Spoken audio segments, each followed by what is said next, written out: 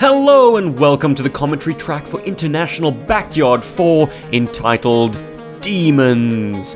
My name is Steve and I'm from GI Joburg, but since this play motion film was a group effort, you don't have to listen to just me. International Backyard is a collaborative effort where play motion filmmakers from around the world each select a chapter to produce out of a larger narrative, and I stitch all these parts together to hopefully make a cohesive story. Year on year, I've been delighted with the results. Long may it last. You'll be hearing from each contributor in turn, discussing their chapter as it appears. This is especially exciting when you consider that there were over 20 of them in this year's film. So let's roll tape and see what everyone has to say, starting with, yes, you guessed it, yours truly. You didn't think you'd get rid of me that easily, did you? In terms of music credits for International Backyard 4, those duties fell squarely on the shoulders of two individuals, GI Joburg's own Paul Loebscher, and a third-party buddy of ours, Dr. Alan Stroud. We're opening with a track called Evasion 2.0, and it just has all the hallmarks that perfectly suit a dogfight. And Scarlett is played by my actor friend Jenny Stead, who's actually played Scarlett in every single GI Joe play motion that's featured her. Thank you for sticking around, Jenny. We open with an aerial battle because that is kind of the logical first step in any troop advancement. You have to control the skies. So GI Joe had to be dominating the sky lanes in order to land their land forces. This is the final conquest rattler, Python conquest, that's the thing, that Ace had to take out before they controlled the skies. This is the tail end of a battle. Presumably there were more Sky Strikers and more conquests duking it out in the skies above this Cobra-held territory. But this is the dregs of the resistance. He's having to play defensively, stay close to the mainland, to try and use the landmass to hide his signature. I mean, a Python conquest is a stealthy plane to begin with, but he'll use every advantage at his disposal. However, Ace, he's got the King of the Skies. The Sky Striker has terrific radar and superior missiles. The Phoenix has much greater range than anything the Conquest had, and also he's just kind of got his enemy in a corner and is able to now get close in with guns because the missiles seem to be ineffectual against the Pythonized stealth. The dogfight was a lot longer in terms of the shooting process, but once again, for the sake of brevity, don't linger on a dogfight. It's not necessarily what people have come here to see. They need a bit of plot at this point. Let's deal with that enemy so we can move on. So we can show GI Joe on the advance, Cobra very much on the back foot, on the retreat. They've detected a ground attack aircraft that has kind of been sneaking around, invisible to them until this point.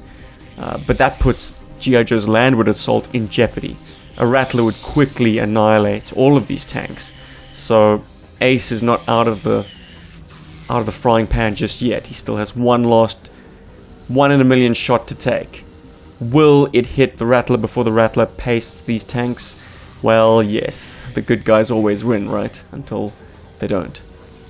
Always a great opportunity to shoot the Rattler. It's such a gorgeous plane, as are these tanks. I did a bit of a Fast and Furious trick where you basically track towards a moving vehicle. It moves past the camera at a much quicker rate at that point, and you get to do a kind of a whip pan as the vehicle passes the lens. Very dramatic and something that I've always observed, particularly in Fast and Furious movies, though I'm sure it's nothing new there. That was old footage from International Backyard 2 of Major Storm inside the Mauler. But hey, an interior tank shot of the tank commander is the same regardless of where you've shot it or when you've shot it. So yeah, it was pretty easy to make a duplication and no one be none the wiser. This is Cobra's sort of last line of defense. They've got an armored ambush waiting in the tree line for GI Joe's armor, but because they no longer control the skies, they are easy targets for an airstrike from the Tomahawk. Hooray! The Tomahawk gets to go on the offensive. It's not just a troop transport, it's also a gunship. Love interior shots. Of course, I'm hugely inspired by any kind of Vietnam War film.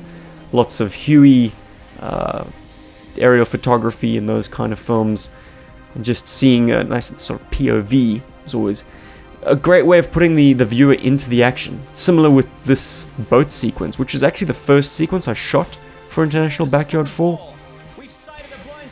This was fun to get the camera down into the Zodiacs. These guys are codenamed Birdball, which is a reference to the Marine Corps logo being a globe and a bird. There's an anchor as well, of course, but it has two Marines, Leatherneck and Sarge. It has a Green Beret leading it in the form of Lieutenant Falcon. It has a sailor, just to be responsible for the boats, and of course a SEAL and a Ranger. So a very elite little landing unit. I love these guys. I love breaking GI Joe into smaller units, and I love the idea that the huge armor assaults and the aerial assaults are all really just a smokescreen. It's to pull Cobra's resources away from an insertion team. That's, I think, the best use of like GI Joe as a unit. They've got all this armor and stuff, but it's their very skilled operators on the ground who are able to kind of slip in through the window or the back door when the bad guys are all looking the wrong way.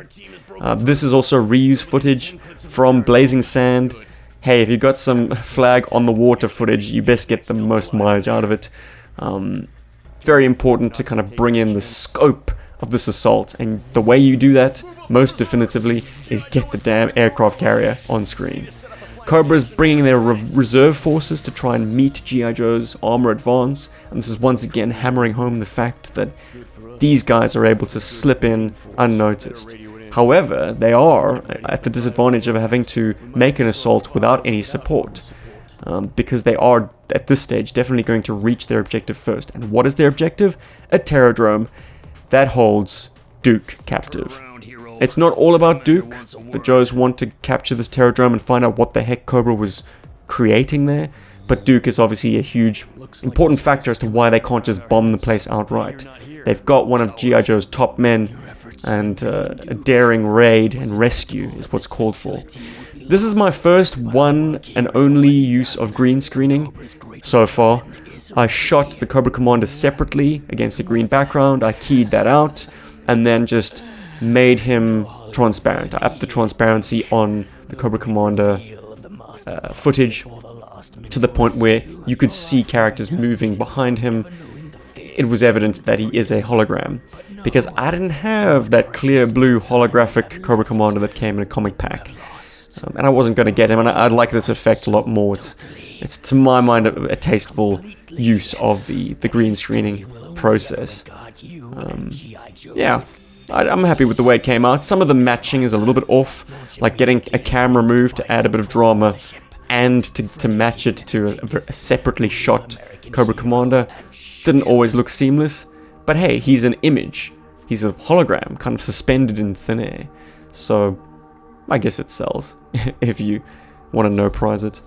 This facility is now just being supported and staffed by techies with bats as their guards.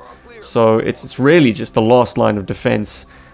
Should be easy pickings for a G.I. Joe assault force, but this assault force just consists of 6 of the best. So hopefully it's still reasonably high stakes. And assaulting a Terrordrome can't be easy, especially when it's got the high ground and all those cannons facing outwards. I didn't have any accessories for this bat, so why not make him an anti-tank or anti-personnel rocket launcher? I mean, they don't need to worry about minimum range or blast protection. They just launch right off the sort of arms. The arms can be the rails for the rocket. But it backfires, literally.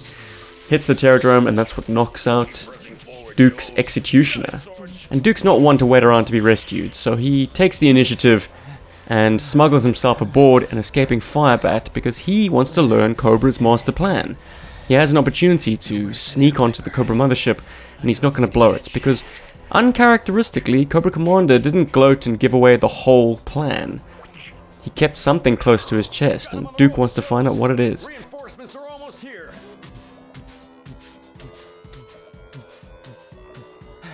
Nice to give old Hector, Shipwreck, a moment to shine. It's perhaps not the most frontline with those Navy togs. Yo, frickin' Joe.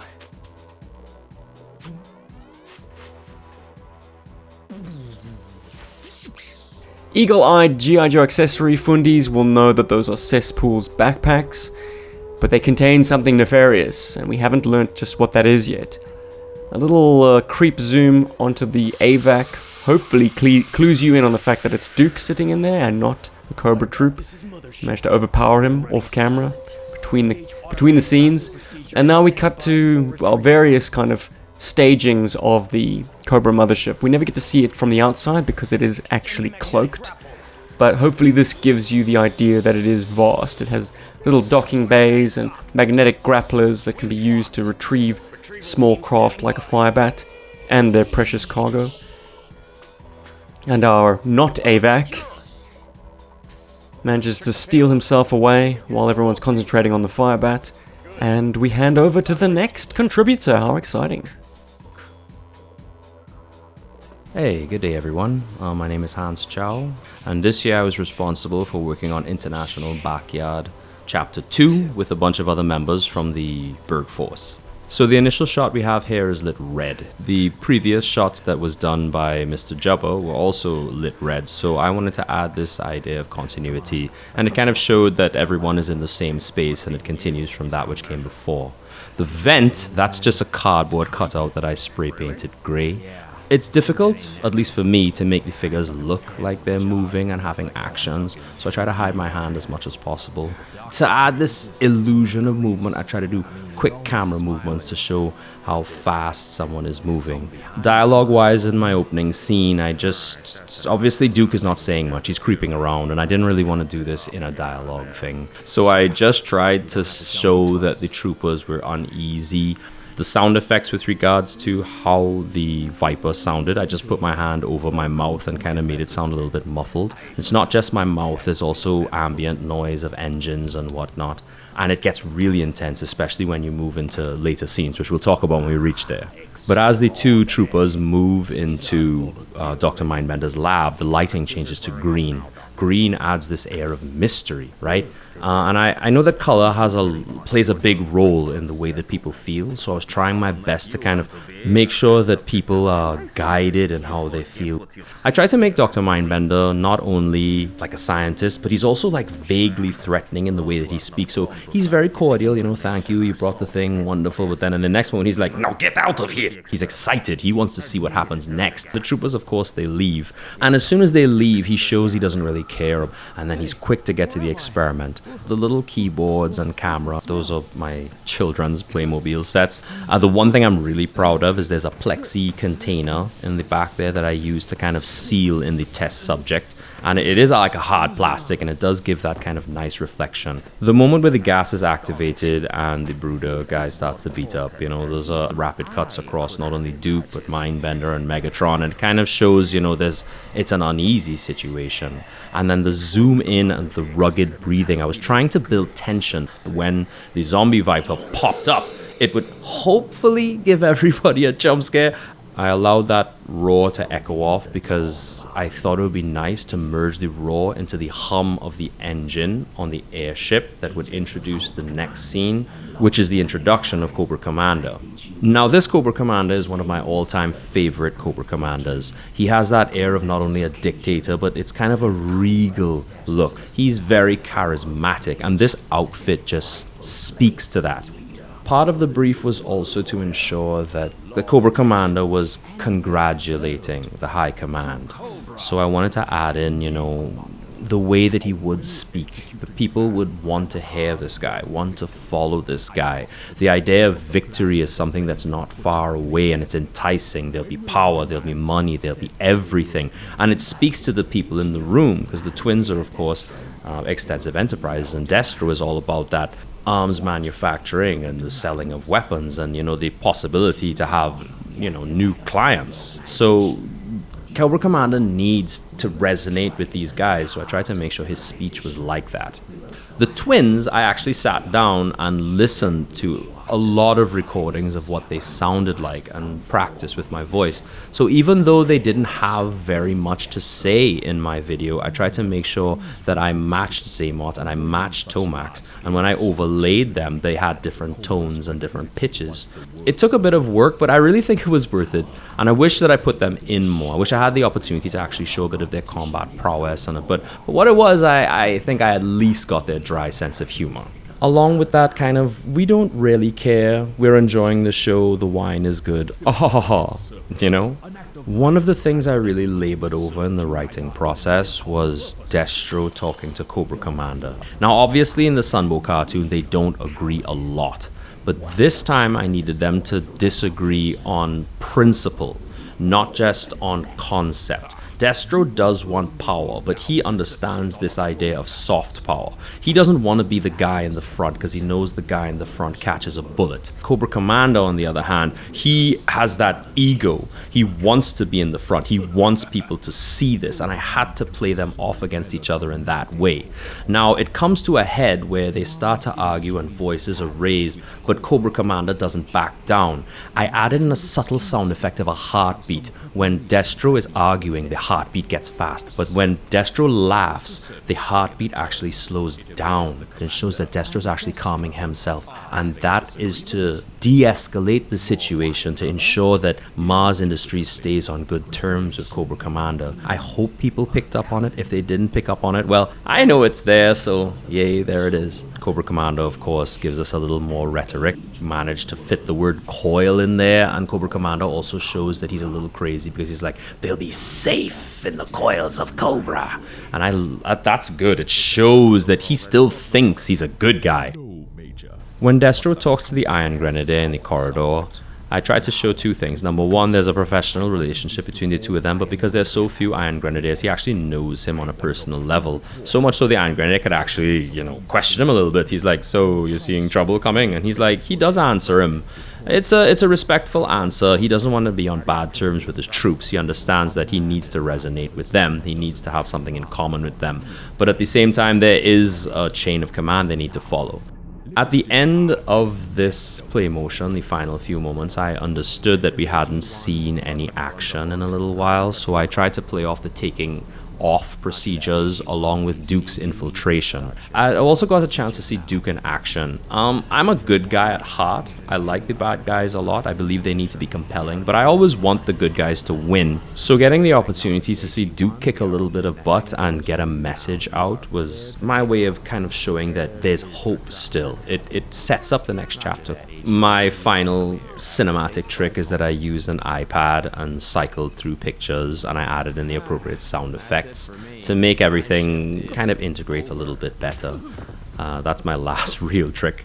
Aside from doing that one camera flip with Duke standing up and saying, I hope we're not too late. And that kind of capped my scene. It ended it on a cliffhanger so that the next individual will have a fade to black to really pick up where I left off. And that was my section for this year's International Backyard Project.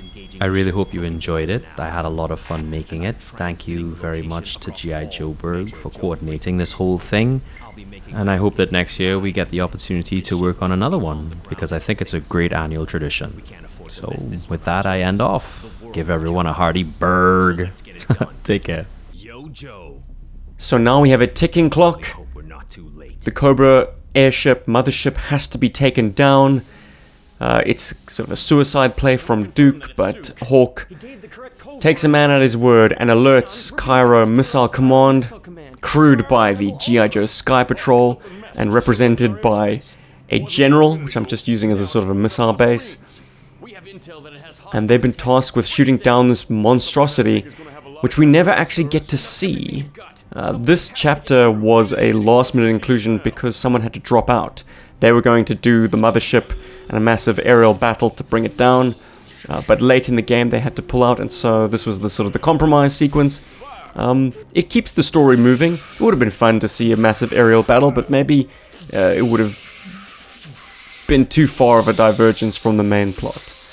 Always cool to have another action sequence, but yeah, it was crunch time, and I didn't have enough hands to accurately depict it. So this is the kind of nail biting. Will one of those missiles strike home? Yes, something gets through. The mothership breaks up over the fictional country of Al-Alawi, which is pulled from the comic books. Regardless, send whatever birds we've got for search and rescue. And let's get a tanker on station. We need to get control of this situation. And find Duke. Ace and Scarlet are already en route. So this is me just dropping the escape pod with a shopping bag. This was not part of the original script. The original script was supposed to have the 2 pods drop and the security team come in and circle around. This part is mine. It's part of a greater, bigger scene. I kind of got cut up a little bit. That's just to establish those characters. And then the recovery vehicle is something I made for a different custom. So the bat's going to come in and he's going to unlock that pod because it jammed whenever it crashed to get Cobra Commander out. Cobra Commander was supposed to go over and chill by the recovery vehicle, and then the bat opens up the same escape pod. I just repositioned it a different way. And then Cesspool is supposed to come over, and him and Cobra Commander were supposed to look at all the stuff that's there. Sorry, I'm watching this while I talk. Everything with the little helicopter thing wasn't part of the original script, so that's why nothing kind of looks the same. And the reason for Cesspool getting into the Mamba was that if he was to get attacked en route, they could just launch the pod with the spore stuff in it, and then they don't have to worry about it getting captured or whatever. So it could fly on to where we're supposed to go by itself. Now the Mamba in somebody else's scene was supposed to land. They were going to transition into a Night Raven, and the Night Raven was going to take off to the base. But all that kind of got changed in post, it looks like. So this was my second year participating in the International Backyard, and I was pretty excited since I would try my hand at doing some play motion this time. Last year my contribution was in Lego stop motion, which is more of my comfort zone. So this time I was going to have to get my hands in the frames and keep the camera rolling. But overall, I'm pretty happy with how it came out. Shooting the Sky Striker scene was way more difficult than I had anticipated. I could not get a clear shot of the sky in my backyard because we've planted all these trees to get shade over the years. So my daughter and I moved to the front yard, which should be a bit clearer, but there we run into like power lines and phone lines. So we kept having to change the framing of the scene to kind of avoid all those lines. But it was also kind of fun to deal with my daughter as well. And I'm sure the neighbors were also entertained. I'm speaking through a handheld radio for the back and forth with command. It gets that cool sound, I think. Voice acting and dialogue is another one of those things that I just struggle with. I'm a visual guy. I think a picture, is worth 1,000 words. Like it gets right to the point. So doing dialogue and the voiceover is a real struggle for me. I can usually get my wife and daughter to help me with the female voices. They'll play along as long as it's like under 10 minutes. But I end up doing the male voices. But this time I actually used AI for about half of the male voices. And that was kind of fun to play with, and it worked out okay, I think. My wife says that the Al-Alawi chief looks just like Mark Zuckerberg, and you really can't unsee it once you see it. And I really like the idea of using older Joe vehicles as Al-Alawi military vehicles, because it kind of mimics what actually happens in the real world, right? Where allegiances, shift, especially in that part of the world, and you end up fighting your own military hardware at some point.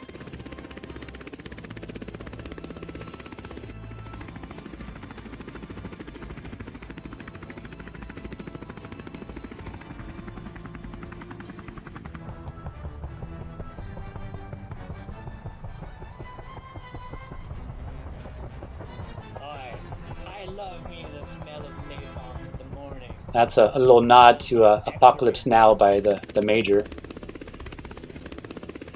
My attempt at an Australian accent sounds more like a pirate. It's very awkward. I also love, dropping Easter eggs everywhere. I think it just adds to the fun, and you might find something new on the rewatch. So in this case, I mainly dropped those Easter eggs in the posters and signs, that are kind of all over the place. And since this takes place in North Africa, I had to make them all in Arabic, wherever possible. So I used Google Translation. I had to take a shot at Hasbro for screwing up the ASLab Scarlet Crossbow, of course. Okay, what else can go wrong? I'm working on an advert for that Cobra Cola. There's so many cool little jokes in the Geo universe. I always find something new to use whenever I do a rewatch of the series or reread some of the comic books.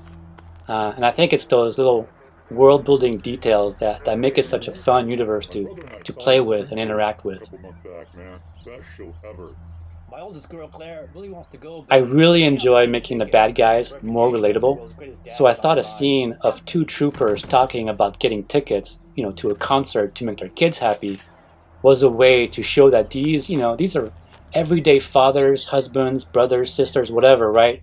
Who just happen to work for a ruthless terrorist organization determined to rule the world, right? That's it. Alright, I also want to use my new Delta 17 figures. I had just gotten them, and they were so freaking amazing, so I was going to give them a major role in my scene. I also just completed a custom Delta 17 vehicle, probably one of the first Delta 17 vehicles out there, because I finished it like a week or two before the figures were shipped out. And I was pretty happy with how it came out. Again, I hate using my hands, so I had to bring out the long stick of death and put it in action. So the first thing was to figure out where the location was for my scene. And after some discussion with the guys, we narrowed down to either Southern Europe or North Africa.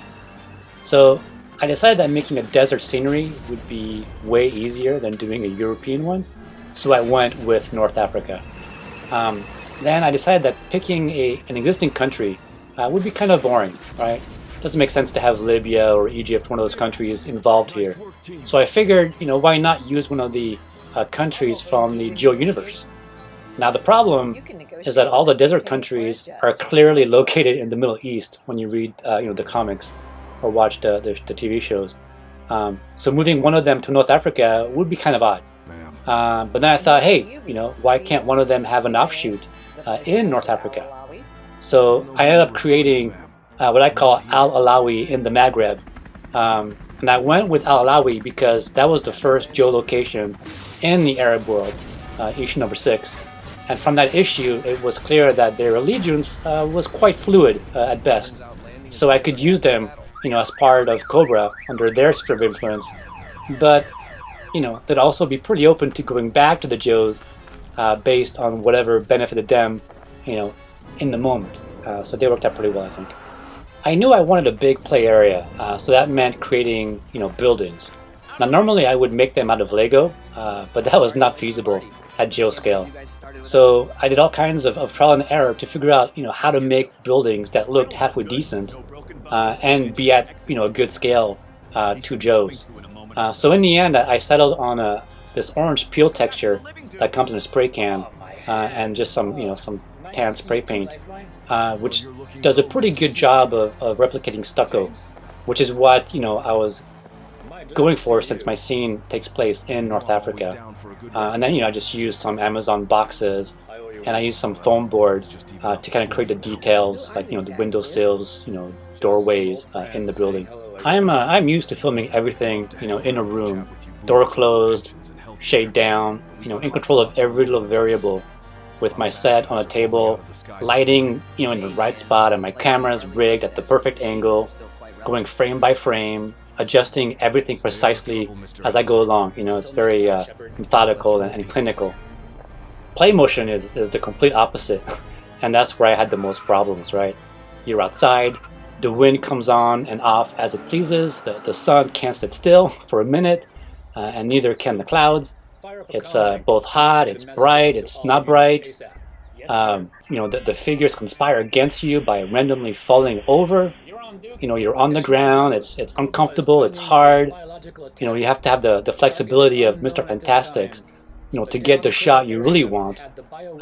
It's just a nightmare, for a control freak like myself. And I think in the end, I learned that you have to fully go with the play aspect of play motion and just play and not worry about everything being right in the moment.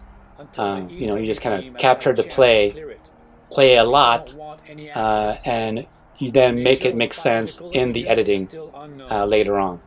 I also have this issue where I just can't get over the idea of my hands being in the shot. I don't mind or even notice it in other people's work, but I am self-conscious of it in my own work. But assume it's extremely lethal. Duke out. We had a blink and you miss it moment with Megatron aboard the Cobra mothership. So picking up from that breadcrumb, we see the leader of the Decepticons, who's plummeted earthwards. So the Jetfire scene with Megatron was supposed to be completely different.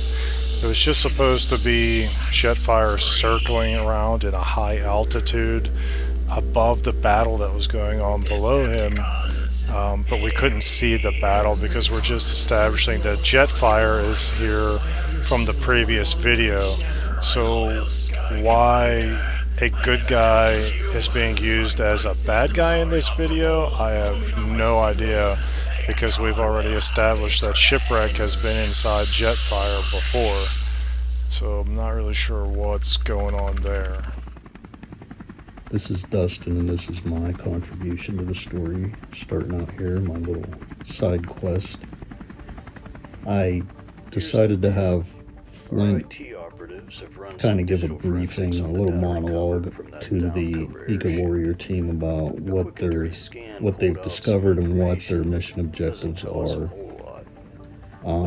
They have coordinates to this Cobra science facility, and they're going to go in and investigate and try to discover any kind of information that they can use to combat the threat that they're facing.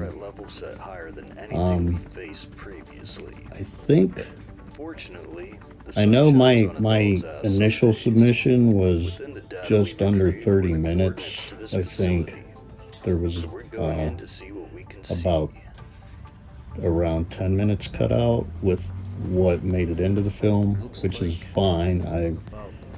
I knew there would be a lot that wouldn't make it in. When I initially started writing for this, coming up with ideas, I went through a couple different iterations of what it eventually would become.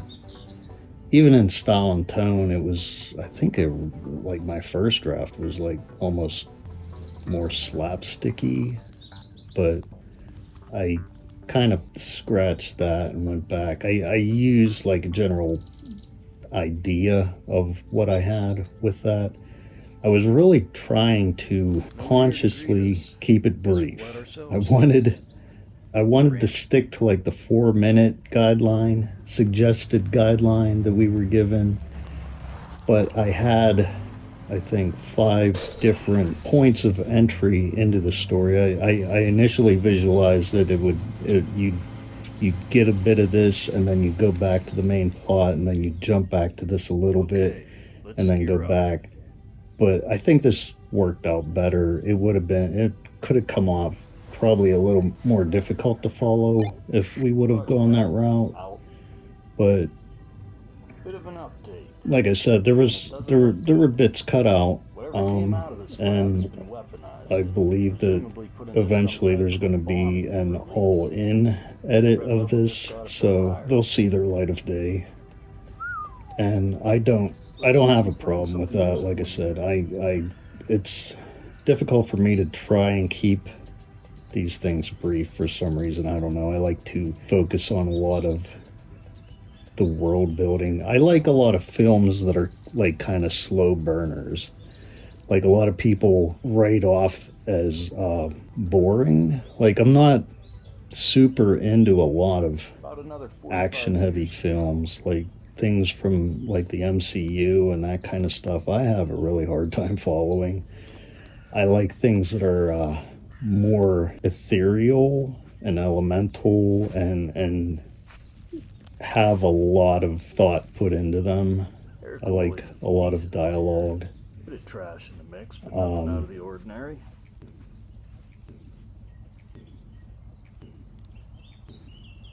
This tunnel sequence, I built these to be used for this, but also like I had the idea of making them modular so I could use them in future for other projects.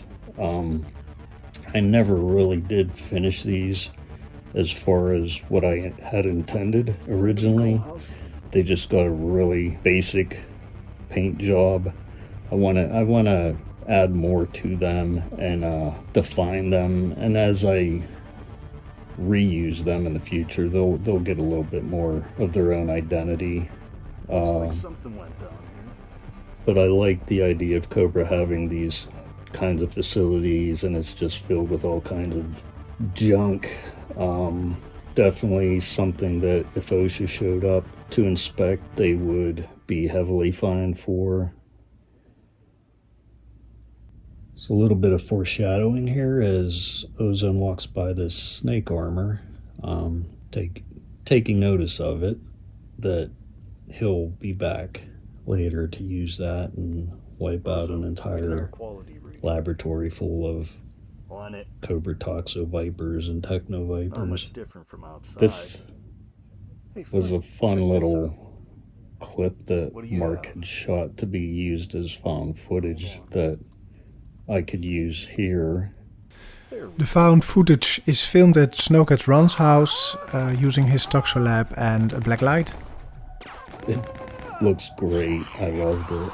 And it gives the team an idea kind of what went down here. It's not like they're not... one of the scenes that got cut out, they had a run-in with a bio viper that had escaped this facility, and as a part of my story, that's what happened here. This facility somehow had the virus break out, and mutations were happening, and some of the Cobra troops were fighting their own mutated brothers, and it was a mess. It ended up being not good for everybody involved. But it was really hard to film inside of this. I had planned on, and I probably still will at some point, making side entrances and kind of like a cutaway where I can open up the side to film it a little better. I had to work around a lot to get things to look okay in here, but it turned out pretty good. I'm happy with the way it turned out. And I think this here was the last bit of shooting I did for indoors. The final scene that comes up later, that was the last bit that I shot, but this was that there. This is going into something that I filmed earlier. Any ideas how to crack it open? So the shootout with the Sonic Vipers was the last bit of filming I did indoors on a closed set. Just don't go getting into any trouble with that. I've gotten a lot of use out of this I need to see if it works Fortnite first. vault door for photo shoots and other things.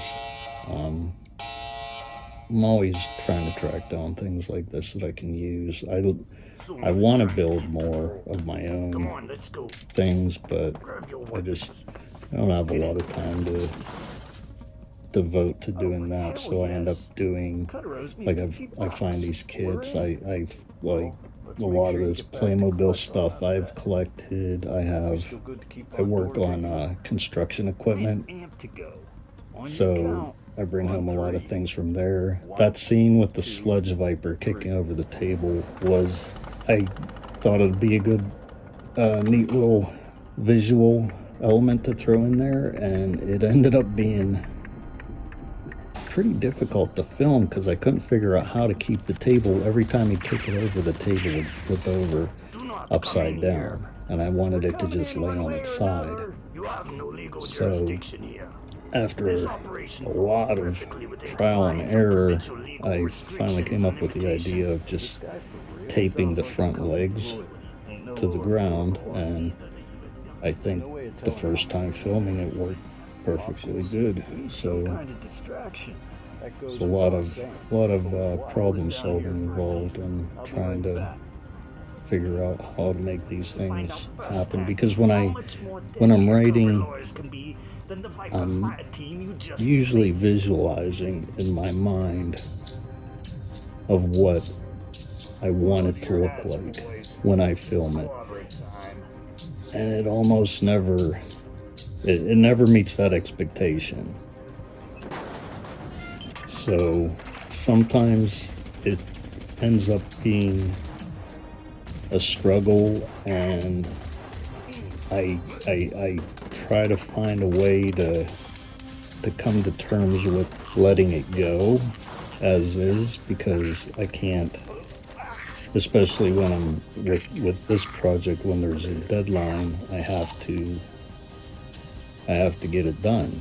I can't, like with a lot of my own projects, I'm just working on them as I have the time and inspiration to do it, and I end up taking a lot longer than I want to in getting anything else out there, and it's been a long time for me, but I've been working more on some of my own stories and trying to get some of the I have some shooting done. I have a lot of things written out, No toxins in the air. and as far as I'm concerned, they're finalized.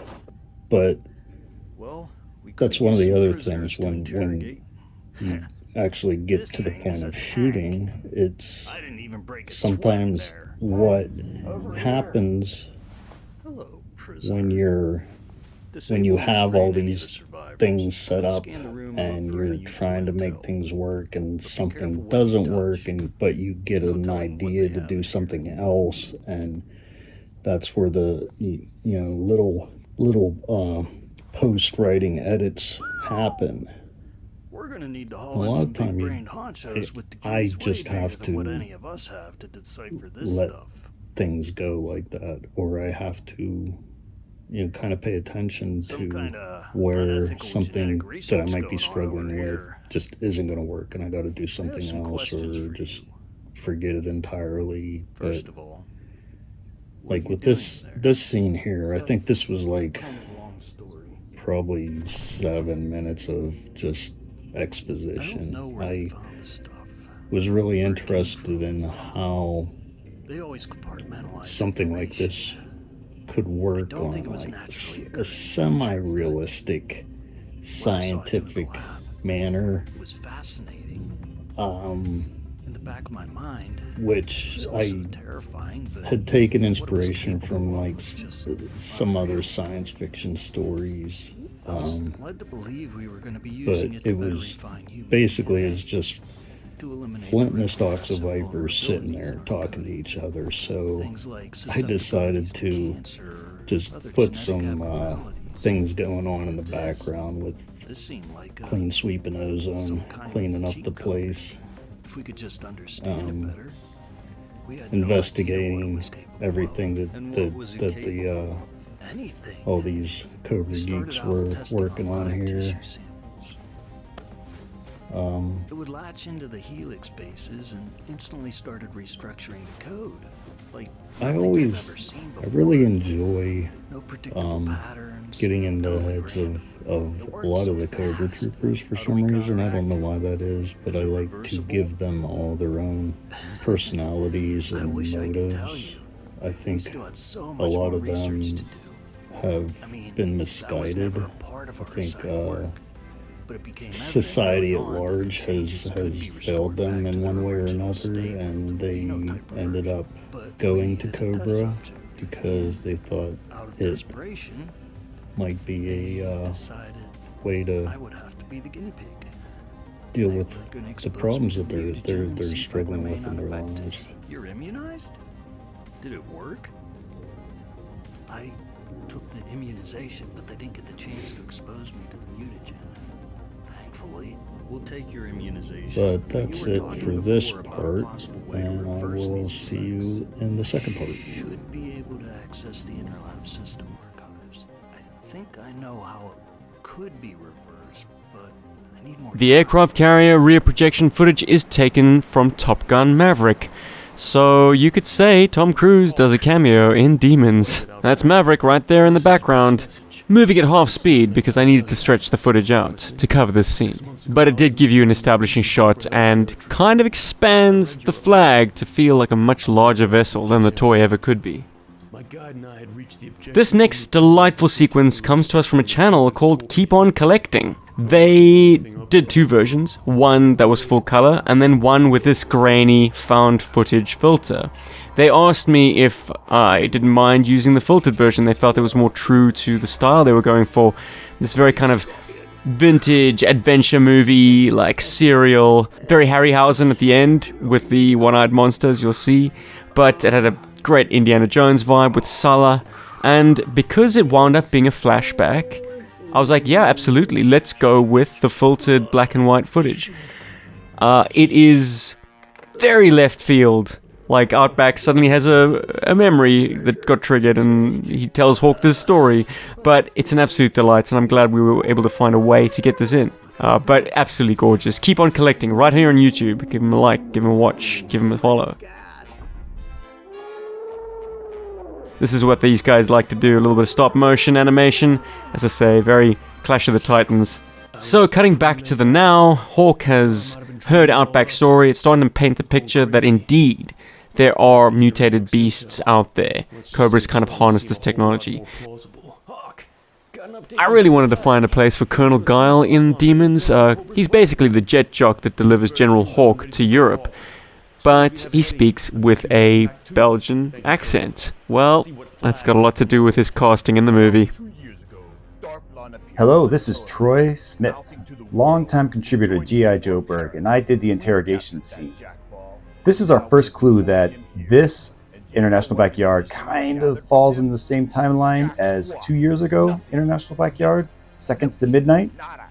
So we start with Flag, has Darklawn as a prisoner, and he has not gotten any information from him in 2 years. Knows an attack is imminent. He's frustrated and stressed out. So he brings in Mace, who is also an intelligence officer and undercover agent, and Psych Out, the psychiatrist. I like this idea of playing Flag as being very frustrated, and it's trying to channel my inner Cody voice, but I think I came out like a fake Sergeant Slaughter voice for Flag. And let me be ambiguously clear. If you cross that line, I like that. Let me be ambiguously clear. Flag's trying to play it both ways here. He's like, you know, maybe break the laws, maybe not break the laws. If you break the laws, I don't want to know about it, that you broke the laws, but I do want to know what he said. So now we're in this scene. So we're going to start with just a straight up interview with Psych Out and Darklawn. So a lot of this dialogue was came from Seconds to Midnight at the very first scene, kind of setting up Darklawn's ambitions. And then also with a book called Never Split the Difference by Chris Voss. He's always talking about looks like, sounds like, feels like when talking to people, and try to use those all the time. Trying to hit in the point that Darklawn's not talking. He has no lines during this entire interrogation. if you are willing to talk. We know that you know the target. So I do not have an original Darklawn, so I had to use the Bronze Bomber Darklawn. Now we got Mace popping in here. You know, this is the old-fashioned good cop, bad cop. So trying to play Psych Out's soft touch, trying to work, no avail. So Mace jumps in, obviously the bad cop. You know, physically assaulting. Nothing wrong with that, right? They do it all the time in the movies. I chose Mace because he is an undercover agent and an intelligence officer. You know, my go-to undercover is definitely Chuckles. But, you know, Mace doesn't get much play, and he's kind of a blank slate, so I just wanted to play with him. After Mace disrupts the interrogation, Psychout's still trying to do open-ended questions and trying to get something out of Darklon. Whoa, there's Firefly. Ooh, Psychout is shot in the face. And Darklon escapes. This can't be good. Plot point here.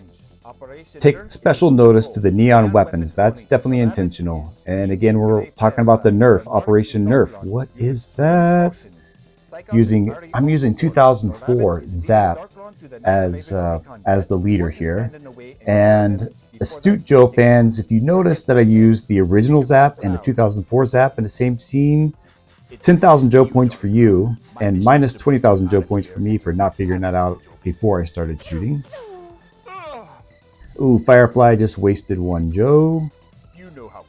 They're running through the base. I tried to make this scene kind of dark and mysterious. I'm kind of using parts of the original 80s GI Joe base and the 90s GI Joe base, kind of just stacking up the gray together. I think it makes a good little feeling. I want to get the feeling that they're running through the halls, trying to escape.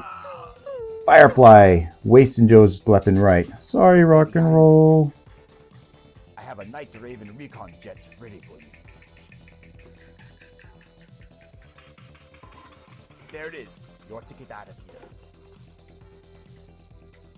High Command wants you at the location of the next attack. Quickly, I need to set the coordinates.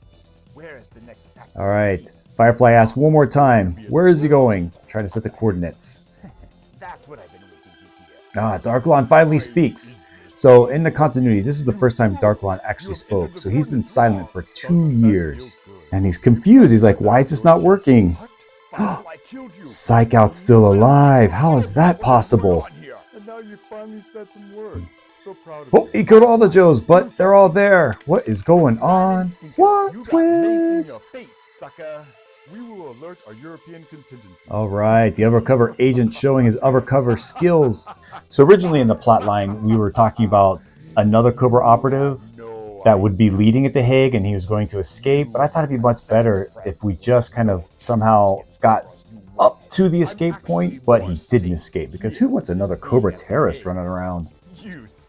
So again, thank you so much, Joburg, for allowing me to participate in International Backyard. I loved it. I look forward to it next time, and I'll see you all later. Take me to my cell. Guys, the general. You could call this a studio shot. I love taking the figures outside, but this sort of thing is best done inside. I do love the monitors and, communications area here in the vehicle. They make for a great scenery to film this scene. I made a deliberate choice to select the European version of Mutt and Spirit, and of course UK guy Big Ben as the European contingent, as it was stated in the script. They looked like a great trio. And there we go to the actual Peace Palace in The Hague. Early on, I already had this shot in mind, with Spirit's eagle in flight and then the Peace Palace coming in view.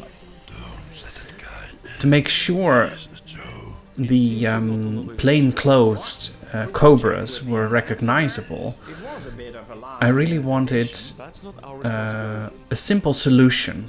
So you can clearly see these are Cobra soldiers, but they are wearing Peace Guard vests, and it worked out great. It has a cartoon feel, thinking everyone will just accept it or, fall for it. Of course, the Joes didn't. It was quite clear. And for the viewer as well. I made sure I made some shots of different angles of the Peace Palace, giving the Joes different opportunities to enter, but of course they were all blocked. Which is actually okay, because it's a diversion, at least Mutt and Big Ben's efforts. The guards are checking again, and we see the Cyber Viper for the second time as the guy behind the scenes who checks true identities, hacks into systems, and is basically coordinating the guards. Then we cut to Freedom, who now completes his mission, returning to Spirit. And all these shots were made on the same day. We were lucky with the weather. We planned a specific day and it was beautiful. Here we see the guards again to create the impression that the whole place is surrounded and impossible to get in. And after that, the last appearance of the Cyber Viper made on a terrace where Juan and I were having a beer after completing our shooting of the scenes. And then we cut to Lady J and Covergirl at the request of Mark, so they could be introduced here to show up in his chapter. And these are beautiful custom heads made by Derek Rausch. I'm sure you can manage without us, And that completes my bit. Happy to do it, and happy to do more in the future. So we have a potential immunization, which will be very useful if it works. But better than that, I added another little bit of monologue from Flint to try to. It would have been a if the whole exposition part had been deleted altogether. That would have, I think, been sufficient enough information to let them know what happened, because everything they did do off screen. I didn't film anything, but they did find Cesspool's private lab where he had what is allegedly a vaccine or a cure for what the toxin would cause as far as mutations. Rest of us will run interference.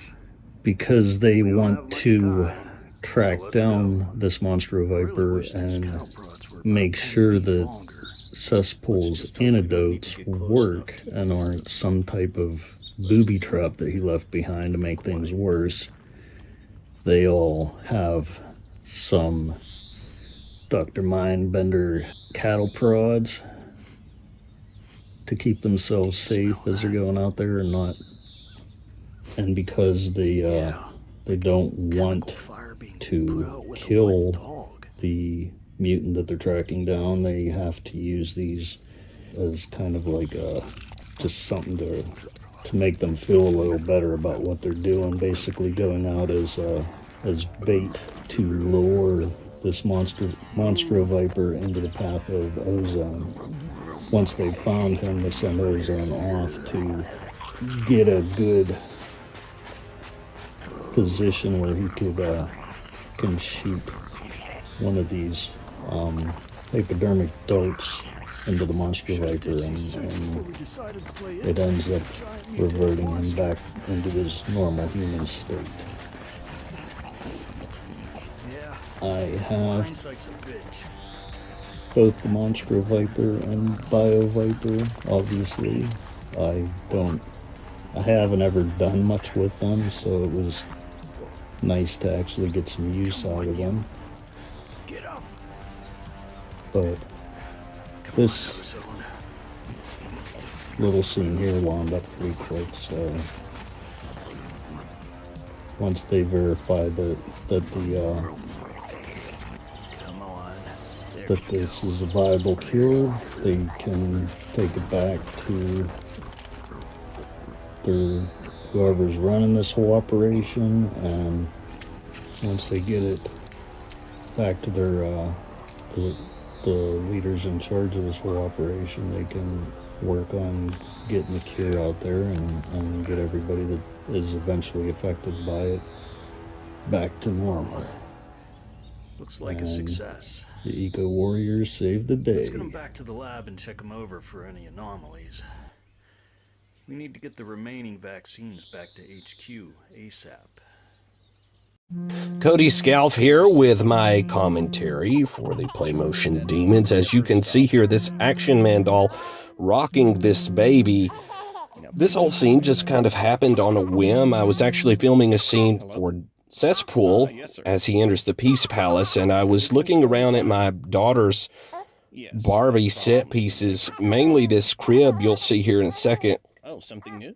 And I thought, man, I can do something with this. We actually play with this Action Man doll when we play Barbie sometimes. His name's Mike, and he's a good guy. This scene just kind of happened organically. I wasn't expecting... there it is. I wasn't expecting it to be as dark as it was, but I'll be honest, I didn't write anything down. I've never wrote out a scene. I've never wrote out a scene. I've just kind of let things happen. As you see here, these two dolls laying here, I was going to elaborate further that they were scientists who initially found Globulus's spores, and that the headman sent this henchman here to gain intel from them. And I never took it any further than what you see. So yeah, we're about to see the introduction of Cesspool here at the Cobra airfield. This scene really establishes what's going to go on at the Peace Palace, and also establish that these Cobra agents and officers aren't really a fan of Cesspool. I mean, it's not like he's a military genius or a soldier of any kind. He's just kind of a scientist that is Cobra Commander's new pet that he's brought on board. And I really like working with Cesspool. I think he's a really cool character. He was a major baddie for me. Being born in 85, I really come into Joe in the early 90s, and he was accessible. My cousin had him, and he was pre me having a Cobra Commander. So he was a major baddie for me, and there wasn't a lot of lore other than the Deep cartoon and his file card and some of the stuff in the comic books. I guess I didn't look at his comic book appearances before this. I read his file card and looked at his origin on the from the Deep cartoon, and so it gave me a lot of room to really, I don't know, add my flair to the character.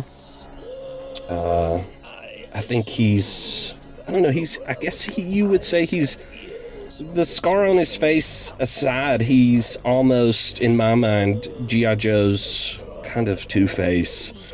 A brilliant mind, but kind of twisted by the world and twisted by his accident, I guess. I don't know. I think he deserves, or I hope he makes his way into the new comic book series. I don't know, he's a really deep character, he seems like. Talking with his men here. Yeah, not a lot to say.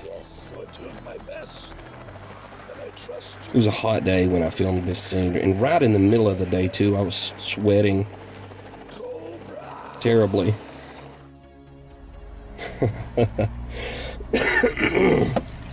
All right, got some green screen action. I was going to film this whole scene. There was going to be a green screen kind of car battle between the Headman's forces and Cesspool's forces, and I was starting to get overwhelmed, and just this little bit green screen you see right here, I filmed these scenes on my way home from work. I stuck my camera up as I was driving home, but green screening is so tedious, and I don't know, to do a elaborate car battle justice would have took more time than I would have had, because I overcomplicate everything I do. And so now I've just decided to put Headman's forces and redirect the convoy into a city where Headman's forces would be. So this is actually our playroom here, and you see all my daughter's little people houses and Barbie houses. We see Gristle peeking out the window with a missile launcher. Boom! taking down those poor Cobras in a fiery explosion. And Cesspool's men here just wiped out by the headhunters and the stormtroopers. Look at that. Death and destruction in no time flat. And Cesspool knows what has happened. He's seen those headhunters. He knows who pulled the wool over his eyes here, who pulled this ambush.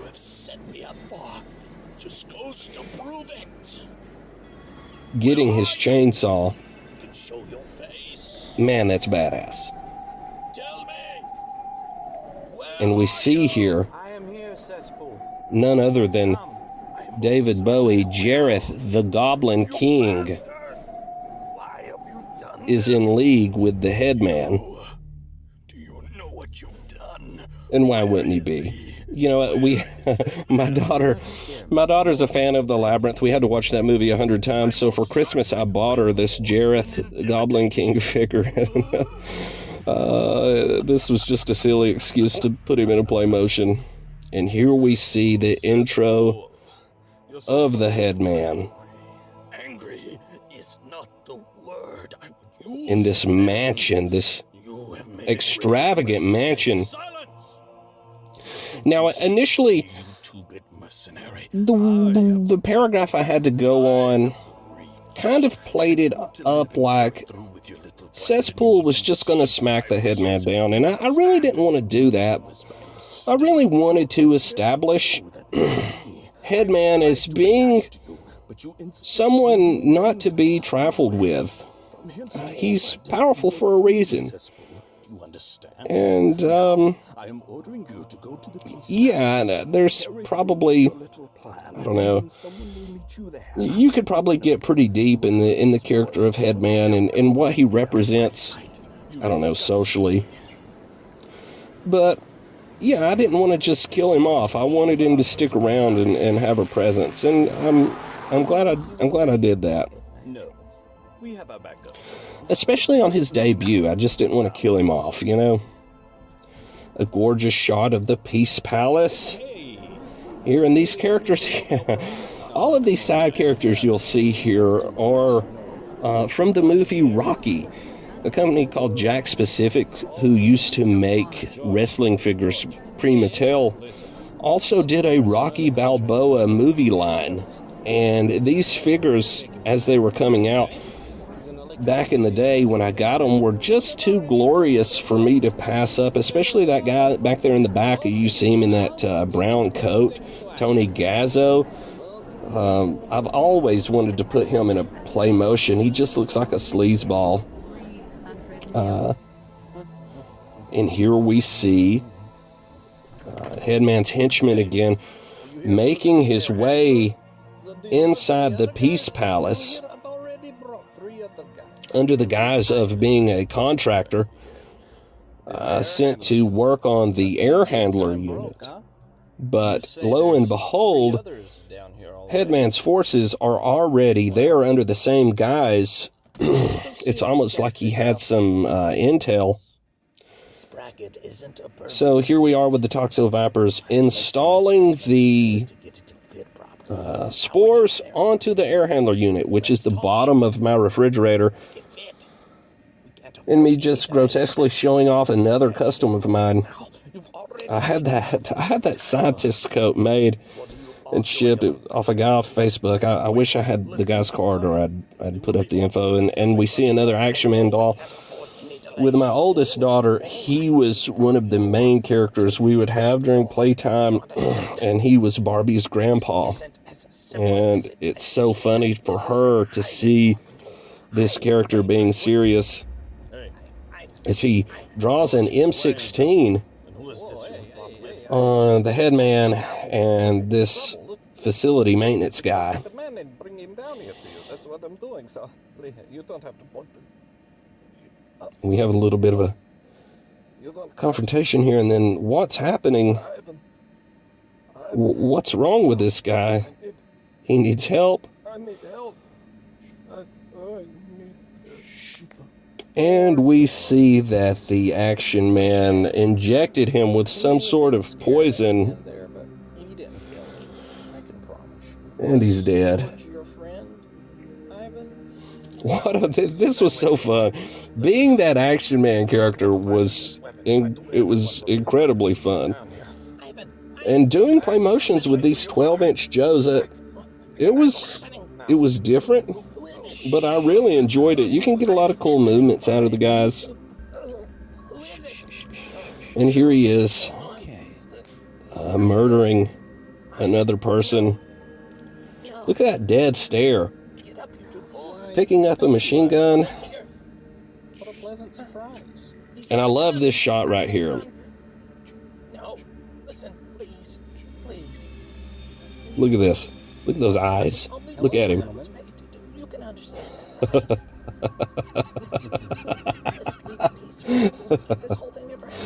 Yes.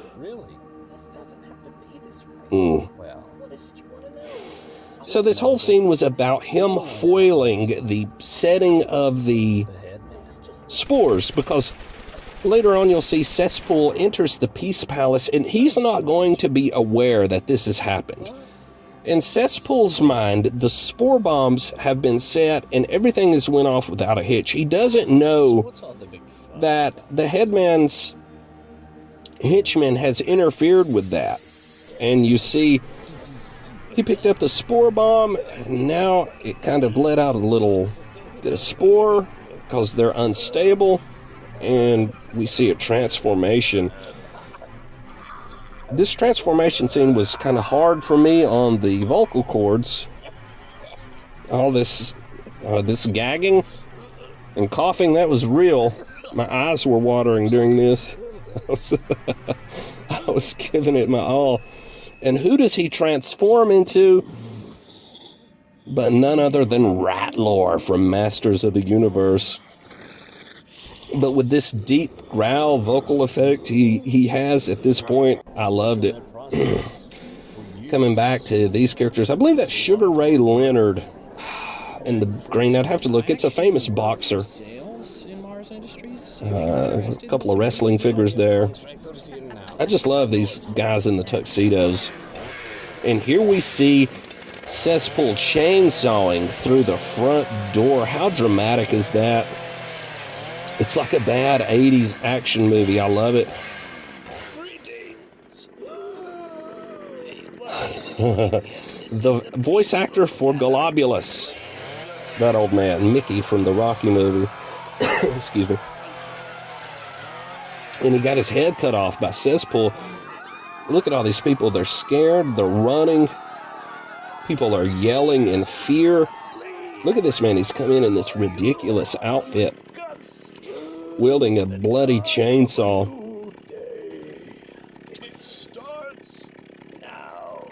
And he's pointing out the man who's ruined his life. Mr. John Thorpe, Nobel Peace Prize winner. Research stealer. This scene was a little difficult because these characters are 6-inch characters. Standard wrestling figure size. Of course, Cesspool 3 3/4. But he slapped him right in the face. Light shining up in John Thorpe's eyes as the maniacal Cesspool stalks around behind him, making him spill the beans, making him tell the truth about his Nobel Prize, and kind of vindicating Cesspool in a way you kind of sympathize. And I think that's the best kind of bad guy, the bad guy who thinks he's right. The bad guy who's justified in what he's doing. And here now we're about to see our second transformation. And you, the one who stole that bed, will become my crowning achievement. This soon. This poor man.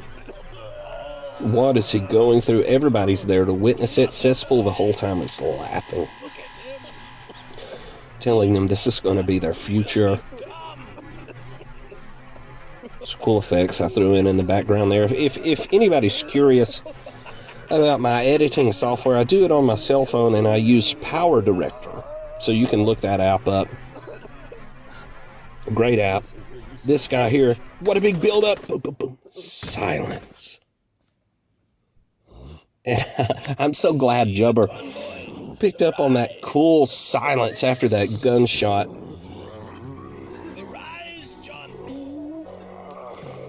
And we see, who did John Thorpe turn into with this Masters of the Universe freaking Snake Man? His name escapes me at the moment. This guy sees it. He's backing away. This poor lady, though, she's really concerned with this man who's just been shot. He's laying there dying. She's not thinking about herself. It's just chaos, and wham! She's smacked down. And then John Thorpe is executed. Fantastic scene. I was glad to be a part of it.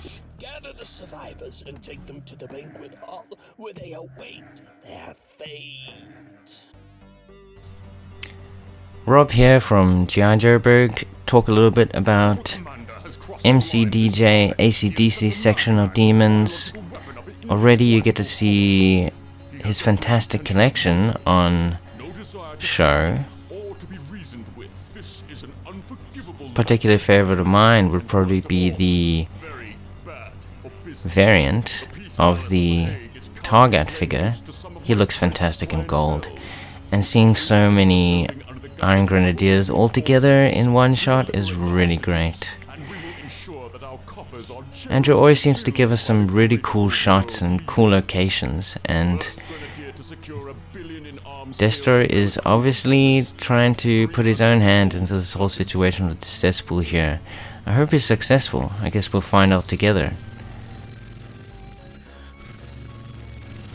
Lovely aerial shots. And this helicopter, I don't know where it's from, but it suits Destro so well. Really great helicopter.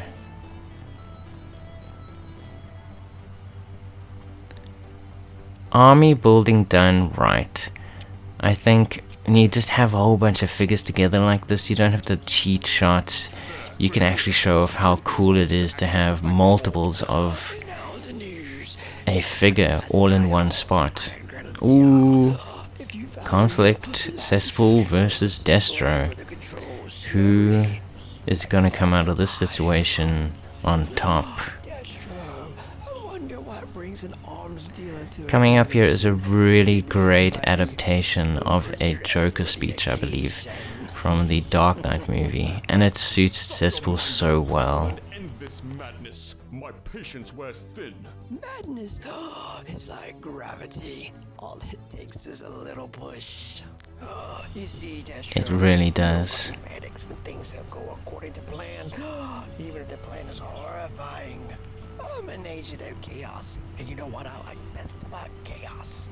Destro, it's fair. It fits in here really well. Where are the hostages? Chaos is fair. Absolutely. His point of view comes across really well and makes sense. Makes sense to me at least.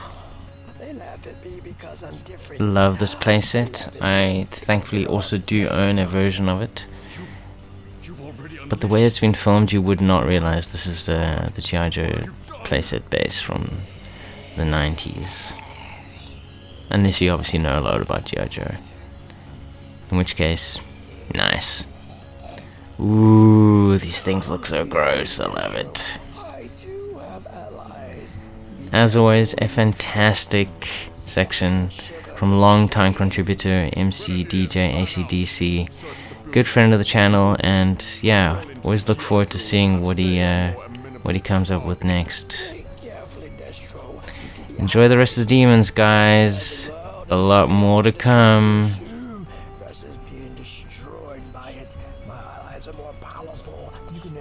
And of course, Paul's music is just banging in the background here. Really suits this. Love it.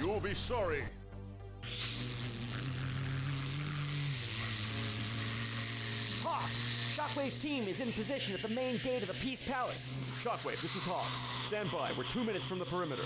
Dial tone, where's Scarlet's team? They're scouting Cobra security along the rear approach road. So this is our first attempt at making a play motion video. I use the toy commercials as a guideline in terms of keeping things moving and quick cuts, quick pacing, especially for the time limit that we had. Yeah, I ended up binge watching the first 2 seasons of the Sunbow cartoon to get some inspiration. We ended up recording it over 2 days and ended up with about 13 minutes of footage. What? This is our generic soldier taking the bullet. We didn't want to kill off any principal characters, so he was going to be our casualty, but we ended up going with Cobra soldiers being attacked instead. This sequence was the first submission from the public. I can't even call them public because these guys are great. They're all part of GI Joburg now, part of the international backyard. This channel is called Toy Domination, and I didn't have to do a damn thing. Dom did everything, from the cuts, the action, the scoring, the sound effects. This I didn't have to touch, and I'm sure you'll agree it's very, very proficiently done. It fits seamlessly. We've got Night Vipers and Toxo Vipers about to administer something to a VIP. It fit in with the theme, and don't forget that the public were not given much information to go on. They weren't given a full brief, and yet this shows the chaos of the situation unfolding. As Cobra start administering these spores to more and more people, Joes are on the back foot. I wanted to shoot an epilogue showing Shockwave being consoled by Hawk about losing his entire SWAT team in this action. That's how much impact this had for me. We didn't really have time to put anything together in terms of the structure that the creature was going to break out of, so we just built something out of cardboard. Yeah, this character is Snizzard from the Power Rangers toy collection. I found it on Amazon kind of cheap last year, so it came in handy. And since he had a rather large mouth, we thought we had to include some kind of feeding scene. And that broken arm was a brand new figure right out of the package. Thanks a lot, Hasbro. Good quality control. Just in time. This man needs a medic. The snakes have become alligator bait, and I've got to get back to my steaks. Since Roadblock was on this mission, we wanted to include his love of cooking and incorporate some of his rhymes. Sounds like he wants to join forces to ensure the safe release of the hostages. For this scene I used photos from the inside of the Peace Palace The Hague, taken from their website. I have visited the Peace Palace twice, but never thought to take photos. I also included Lady J and Covergirl, mainly because Lady J and also Covergirl are one of my favorite characters. I really wanted to have those two in this scene. And thank God Stephen replaced my voice for them with a true female voice.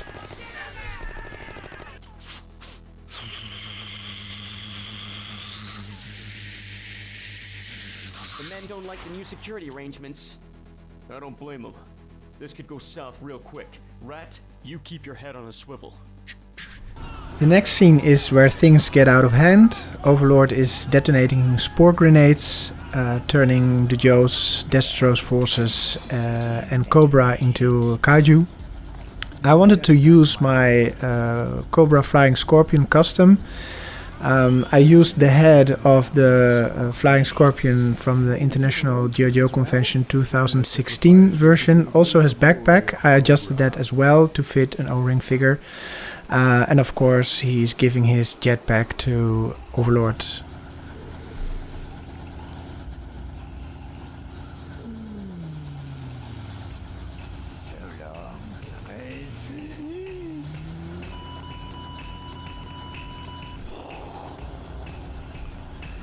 For the gas cloud effect and the dispersion of the spores, I used a blue transparent foil. And I used different techniques for the transition into kaiju. A bit based on Bob Hansen's techniques, using a variety of, or a mix of stop motion and play motion together. I took this from him. I hope he's watching. So thank you, Bob, for the idea. The next scene is my absolute favorite, with all the panicking, screaming people. It gave me a chance to showcase all of my citizens. Also, I wanted the entrance of Motu Granimir to be a bit similar as the entrance of the Stay Puft Marshmallow Man from Ghostbusters. And I think it really worked well. I mean, his size, he's so big, it's so menacing. I'm really happy with the scene.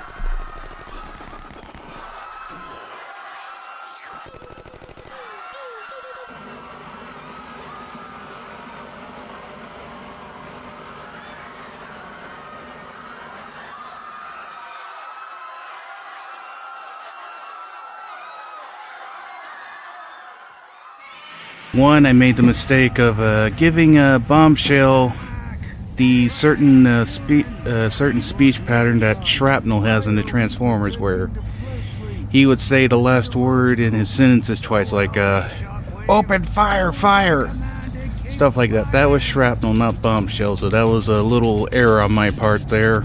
I'm sure some of you are wondering, why are there multiple shockwaves? I think in several continuities, Shockwave has made copies of himself, you know, to protect himself in case one of them gets blown up. He can still keep doing his thing.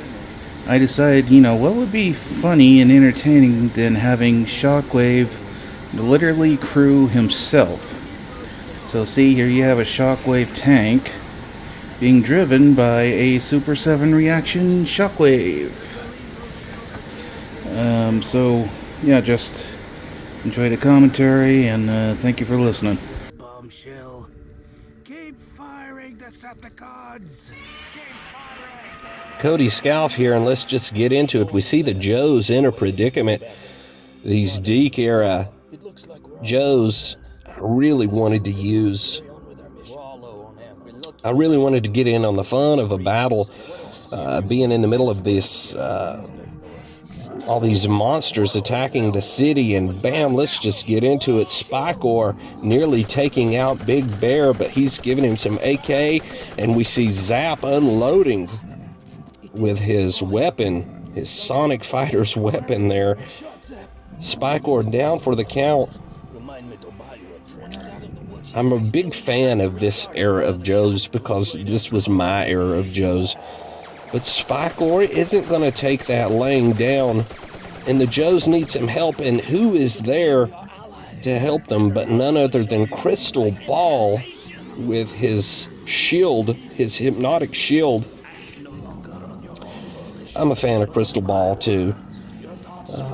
And at this point in the discussions, it was going to be Joes and Cobras are going to join forces to take out this threat. And that's why Crystal Ball is there, to help the Joes in their time of need.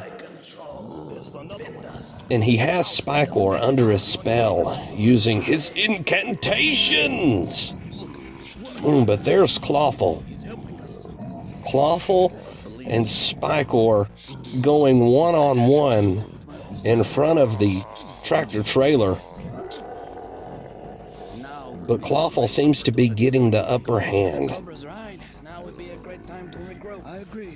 But the Joes now are talking about, now we can escape, but here's Long Arms.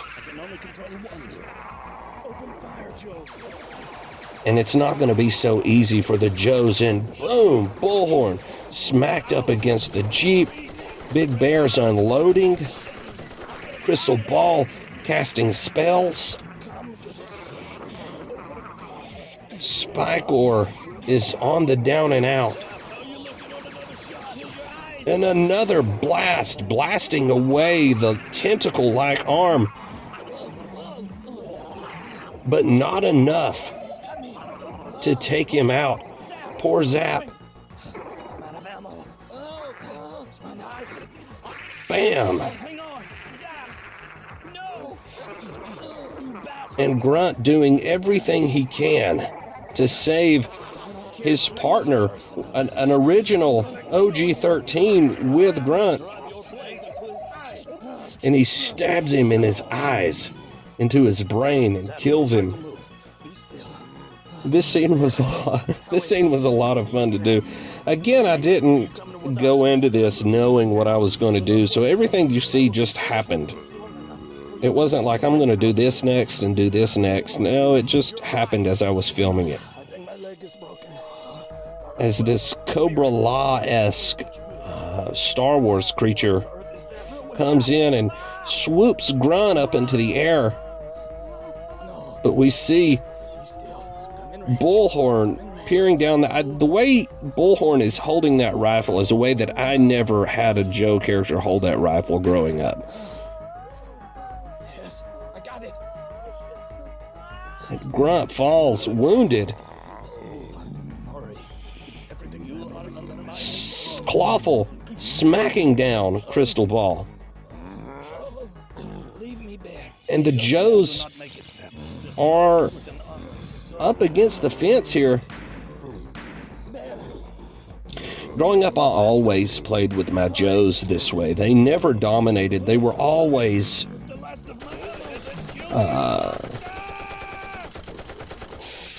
had their backs against the wall. And now, the biggest bad of them all, Megatron, coming to the Joe's aid. I love that figure. Fantastic. This scene was fun, and I hope you guys enjoyed it. Bullhorn, this is clean sweep. Listen, use non-lethal force on the creatures. We found a cure. Repeat, use non-lethal force. We found a cure. Try not to move. Listen. We found a cure, did you hear? Until you evac my men, we will use any force necessary to protect ourselves. Helix was a character my best girl gravitated to when I showed her all the female Joes that existed. Knowing nothing of the franchise but having an affinity for cold gunslingers and gothic themes. It was through various conversations with her that the story for this scene was developed.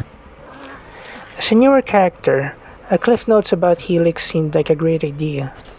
By focusing on her relatively poor communication skills and inability to understand emotions, the hope was to take the idea of being a Marisu down a few notches. The shoot itself was even more challenging for us, being first-timers who knew what scenes to shoot in essence but not in practice.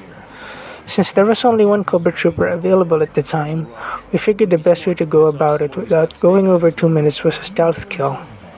Anyone who played through the Tenchu games might recognize the move we ended up shooting. I'm not a musician, okay? I'm not a professional musician. I'm just somebody who likes messing around with music and stuff. GI Joburg's music is kind of unconventional, at least the approach is, because of the way that we shoot play motions. We often don't have everything together at the same time. We'll have a script, then we'll have footage, or we'll have footage, then we'll have a script, or sometimes we'll have music, which will then inspire footage or a script. If you guys go as far back as the Condor review, our prototypical play motion, you'll see that I kind of used like good guy and bad guy music in that. And that was inspired by Sunbow and how they do their score, you know, because it's a cartoon show, they can't score everything, so they have good guy, bad guy, upper and lower, that kind of vibe. So I've always tried to like sort of do that with the music, but I also like the idea of you being able to listen to the track by itself, or even for myself, I like the idea of listening to those songs by themselves and also have them be functional. So for when we're making a play motion, Steve has access to upper and lower moments in the song, so the bridges, the choruses, the verses, they all relate to the same piece of music, but they can be used in isolation in different pieces of an actual play motion. Sorry, just jumping into A's scene here. Some very, very cool stuff happening. Love Dreadnoks. They always make me happy on the scene. And this bike chase is great. Oh, and Doc, you know, this leg lock chokehold is also awesome. Love this. This is a great scene. Keep pressure on it. Get him up. Over here. What do you think? Such a rogue agent? Got it, man. I'm gonna need some air Quick minute with Yorktown Joe. Lowlight's in trouble. Zombies are chasing him. Lowlight is a lazy kitbash there with Downtown's head and, let's see, some goggles from a more modern era. The zombies, believe those are at Black Major Customs. Shh, don't tell anyone. And the Steel Brigade was flying down to rescue him, picked him up, kicked over some zombies, and then got dropped down. Originally, I thought we were only going to be doing small sections, just like a minute and a half, and that's what I tried to keep mine on. I went back and retconned it, so I have another story called Unleashed. It's just about a 10-minute play motion on my @YorktownJoe YouTube channel, so you can check that out if you'd like to see a little bit more of the story. Thanks so much, appreciate it. I look forward to getting better at this. Bye. With these pieces, I'm always trying to make a mood. I'm always trying to get a vibe, like, are we flying? Are we fighting? Are we running away? Are we hiding? It's always that kind of thing. But then doing it in a way that it doesn't overpower what's happening in the scene. So I always feel like, you know, the music should kind of complement what's going on the scene. It shouldn't take away from the characters, but rather be an additional character, that's an invisible character that's helping just to sell things, because these are toys that don't have moving features on their face. Destro, a new option has presented itself. I absolutely love the monster sounds that Steven added to this scene. It wasn't my idea in my original version. I don't think I even had sounds at this time, but it works really well. So thank you, Steve. I'm ready to do some healing. Hawk, this is Flint. I've got a hypodermic launcher pumped full of the antidote and a big old target in full view. Take the shot, Flint. For the reversion of the kaiju effect, I again took inspiration from the first Ghostbusters movie, where Louis Tully and Dana Barrett were changed into those hellhounds. In the end, they were trapped inside it. They had to break open the beasts to set them free. And I added that idea. So the Granomir is breaking apart, the GI Joe character is actually inside it, and the rest of the kaiju is melting away, turning into slime. It's a success. The big one went down and immediately began to transform back. So yeah, so that's typically my approach to GI Joburg's music, is I will think of a mood, try to come up with, try to chase that mood, try to get that vibe right. So you're always trying to chase that mood, and sometimes you're lucky. Like in the case of Demons, I did the music for the trailer, which was me trying to find the mood for this whole thing, and I'd been struggling for a few weeks up until that point to get it right, to get the feeling I wanted. And then sort of when I saw the footage edited, it kind of all clicked for me, and it's almost like the song wrote itself. And I'm very happy with how that came out, and I had to like pull it out further. Little behind the scenes is that I did a script for this, I did a score kind of thing for this play motion, but a miscommunication meant that I did a score when there already was one. But in doing that score, it got me out of my comfort zone in a good way, in a way that I needed it, and it allowed me to create some other tracks and take on some other approaches to making music. So a lot of this is very exploratory. I'm discovering how to make music, and I'm discovering how this all works as I go, because as I mentioned, not a professional, but I am somebody who loves making music, and it is a hobby, and I would say a passion of mine. And so I think a lot of that hopefully comes through, and I hope a lot of what I'm trying to achieve with GI Joburg's music comes across, in that I'm trying to set a mood. I'm trying to create this feeling of movement, this seventh character in the scene, all these little things, and then as I'm being told to get off the mic, I do enjoy creating almost a signature sound for the play motions. So I love it when we do something like Blazing Sand or Renegades, where I get to create a bit of a sound for that, a soundscape for that, even though we'll use those pieces in other play motions. It's cool that that's the genesis of it, and that kind of gives it like legs. Anyway guys, thank you very much. I hope you enjoyed that, and yeah, if you have any questions, drop them in the comments. And let me know if you want me to do a whole episode about this stuff. I'd be more than happy to. Thank you. He's right. Resting and relying on your team is critical to our mission too. Just ask my buddy right here.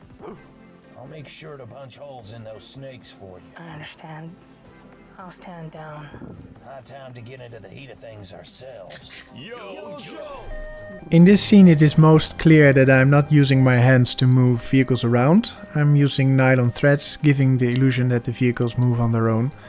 It's a roundup. You see Destro Iron Grenadiers with GI Joe and Cobra working together to help each other out. These on-location sequences are all shot not in The Hague, as I am based in Brisbane, so I carted some Joes, some vehicles, and one Megatron Transformer down to the war memorials and monuments outside the Brisbane Central train station. Don't ask me how much I spent in parking. Wherever possible, I'm always going to shoot on location. You just can't beat that kind of depth of field. And as darkness encroached, the fact that the city started to light up in the background made this quite atmospheric. Just don't look at the flags too closely because you won't be seeing flags of the world, you'll be seeing the Australian flag. Rather unfortunate plans for old Cesspool. This is something that I plucked from the pages of the comic book. The idea that, like, the Decepticons could have use for this particular human's mind, but they don't really need his body. So he's probably going to have his brain extracted and put in a jar. I like the idea that his driver had been mutated into a zombie, a monster. Maybe Cesspool didn't even know about that. Maybe had this scene with Megatron not played out the way it did, maybe Cesspool would be running through the streets of The Hague being chased by one of his own creations. There's some poetic justice in that. And that's it, a wrap on GI Joburg's proudly presented International Backyard 4 entitled Demons. Wow, that's a mouthful. But it is a massive joint effort, and I'd like to once again thank all the contributors for their labors, their amazing hard work. It all came together in such spectacular fashion, and I'm immensely proud. So thank you, and thank you to everyone watching this. I hope you've enjoyed the commentary. I hope there have been some interesting behind-the-scenes nuggets that this track has yielded. Yo Joe, everybody. Goodbye.